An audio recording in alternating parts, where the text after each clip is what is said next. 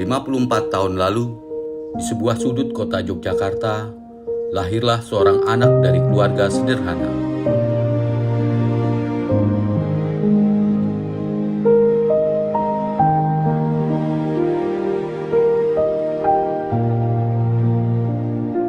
Saya adiknya Pak Tris Sudarmo, ayah Romo Antoro.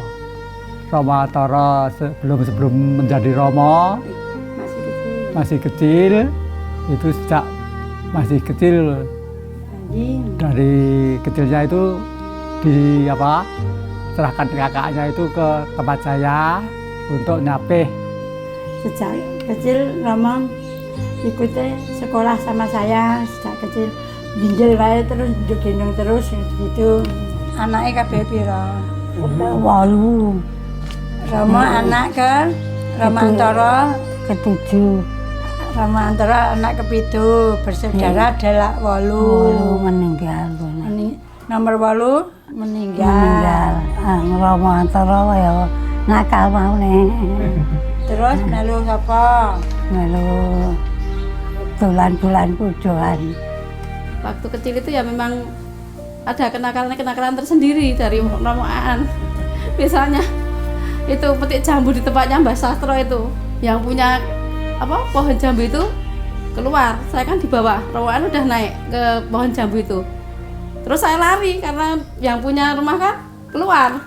Terus itu Romo Aan itu masih di atas. Terus Mbah Sastro gini, terus diteruskan aja, nggak usah turun. Wah.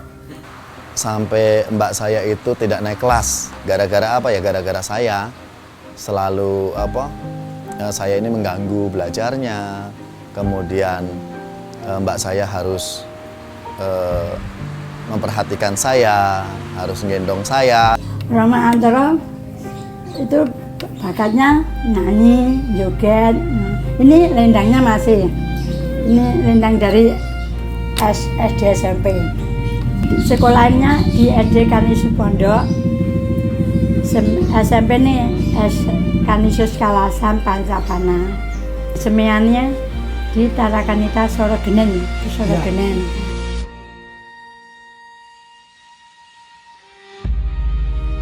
Masa kecilnya berjalan sederhana. Ia tumbuh dan bermain, belajar dan bergaul bersama teman-teman sebaya.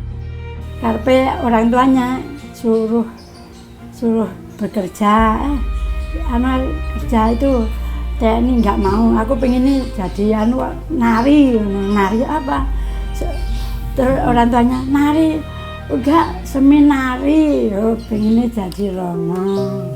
Romo Aan itu adalah menurut aku murid yang paling pandai di kelas. Nah, setelah lulus dari SMK, terus saya tanya mau jadi tentara kah atau jadi polisi, karena saudaranya adalah tentara dan polisi. Tapi dia tidak mau ke STAN, tapi tidak diterima. Tapi waktu aku ngomong, "Mbok dadi Romo wae le." Wah, mboten. Tidak. Lu dadi Romo, dadi wong apik jera gelem.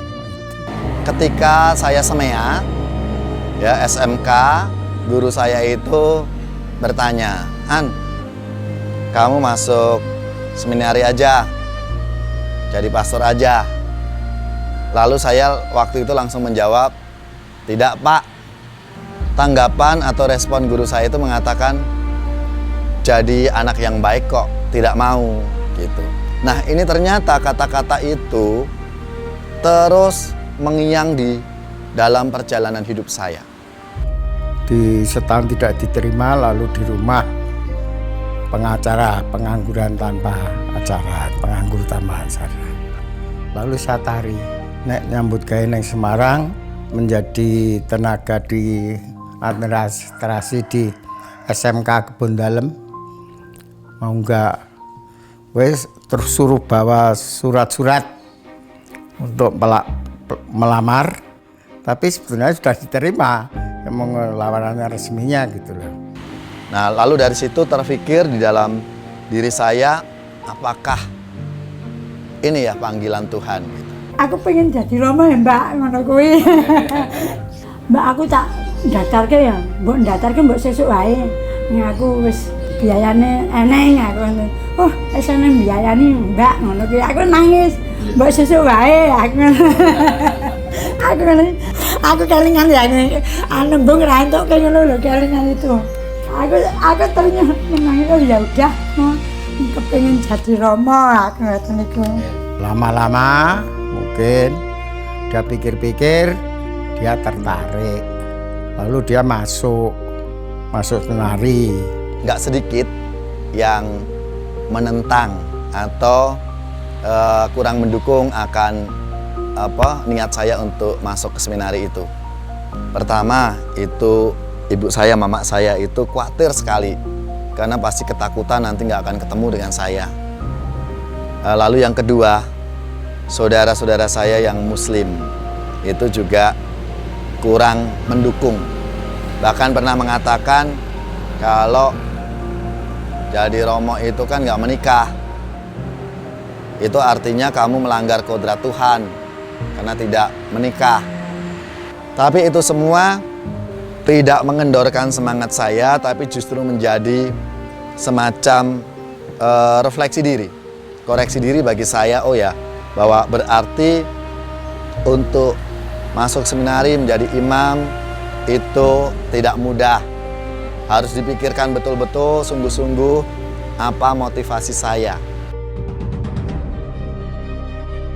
Setelah melalui perjalanan kehidupan yang berliku, akhirnya benih panggilan itu tumbuh dan membawanya memasuki masa studi di seminari. Perjalanan panggilan itu terus ditempuh hingga akhirnya ditahbiskan menjadi imam diosesan di Keuskupan Agung Jakarta pada tanggal 15 Agustus 2006 di Gereja Santo Bartolomeus, Taman Galaksi, Bekasi.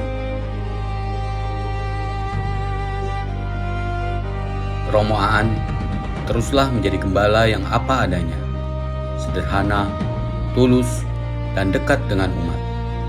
Dicintai karena ketulusan, menjadi berkat bagi sesama, dan tetap setia melangkah dalam panggilan Tuhan. Semoga setiap langkah Romo selalu menjadi cahaya dan penghiburan bagi kami semua.